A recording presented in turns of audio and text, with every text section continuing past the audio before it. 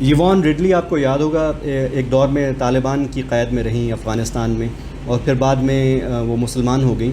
تو انہوں نے ابھی پچھلے دنوں ایک ٹویٹ کی جس میں انہوں نے اس بات کی اہمیت کی پر زور دیا کہ ہمیں سمجھنے کی اور جاننے کی ضرورت ہے کہ طالبان اصل میں کیا ہیں.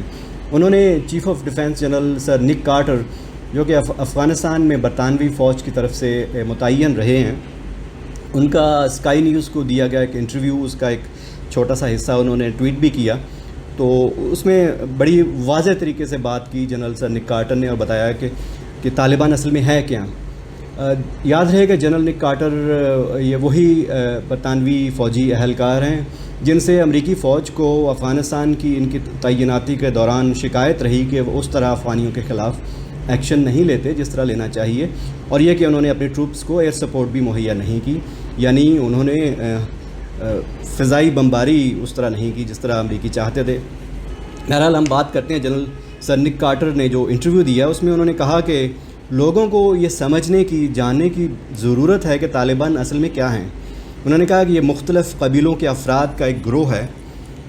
جیسا کہ انہوں نے کہا کہ سابق صدر حامد کرزئی نے پچھلے دنوں بات کرتے ہوئے کہا کہ یہ کنٹری بوائز ہیں طالبان، یعنی جو کنٹری سائڈ میں رہنے والے لوگ ہیں.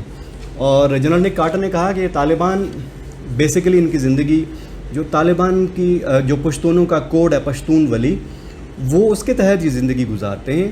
اور یاد رہے کہ پشتون ولی پشتونوں کا ایک ویلیو سسٹم ہے جس میں عزت اور غیرت کی ویلیوز طے ہیں، جس میں مہمانداری، ہاسپٹیلٹی یعنی تعلق داری آپس میں قبیلوں کی، اور جو ریونج اور فرگیونیس کی ویلیوز ہیں وہ غیرت اور عزت کی بنا پہ طے ہوتی ہیں، اور اسی قانون کے تحت آپس میں جھگڑے نمٹائے جاتے ہیں.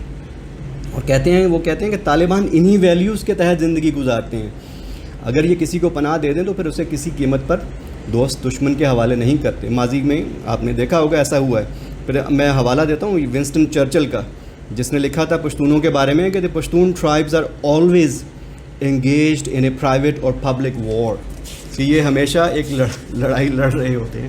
اور انہوں نے ونسٹن چرچل نے مزید لکھا کہ every man is a warrior, a politician and a theologian, یعنی ہر پشتون جو فرد ہے وہ ایک جنگجو بھی ہوتا ہے، وہ ایک سیاستدان بھی ہوتا ہے، اور ایک مذہب کا ماہر بھی ہوتا ہے.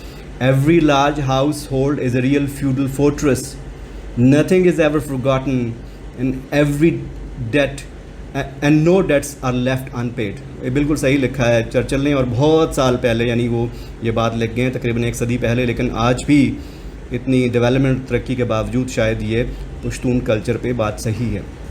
نک کارٹر نے اسی موضوع پہ بات کرتے ہوئے مزید کہا کہ یہ ویلیوز افغان کلچر کا صدیوں سے حصہ ہیں. انہوں نے کہا کہ طالبان کرپٹ حکومتوں کے خلاف نفرت کے مشترکہ جذبے کی ڈوری سے جڑے ہوئے ہیں. کرپشن زدہ حکومتوں کے خلاف ہیں وہ، اور وہ ایسی کسی بھی حکومت کو پسند نہیں کریں گے جو عوام کی خدمت نہیں کرتی اور جو اپنے لیے یعنی پیسہ اکٹھا کرنے کے لیے کام کرتی ہے. وہ ایک ایسا افغانستان چاہتے ہیں جو سب کے لیے ہو، نہ کہ اشرافیہ کے لیے. جس پر اسکائی نیوز کی میزبان نے کہا کہ پھر وہ عورتوں کو تو اس نظام کا حصہ نہیں بناتے. اس پہ نک نے کہا کہ ہمیں ابھی ان کی بات سننا ہوگی اور دیکھنا ہوگا کہ وہ کس طرف جاتے ہیں. انہوں نے کہا کہ پچھلے 20 سالوں میں طالبان بہت بدل گئے ہیں، اور اب وہ عورتوں کے ان کے معاشرے میں جو کردار ہے اس کی بات کرتے ہیں. ابھی ہمیں حوصلے اور صبر سے دیکھنا ہوگا کہ ان کی حکومت جب بنتی ہے وہ کس طرف جاتی ہے. میں سمجھتا ہوں کہ جب ہم طالبان سے تعلقات کی بات کریں، انٹرنیشنل ریلیشنز کی بات کریں، تو تمام حکومتوں کو طالبان کو، ان کے کلچر کو اور پشتون کلچر کو سمجھنے کی بہت شدید ضرورت ہے، ورنہ وہی ہوگا جو 2001 میں جارج ڈبلیو بش نے وار آن ٹیرر کی غلطی کر کے کیا تھا.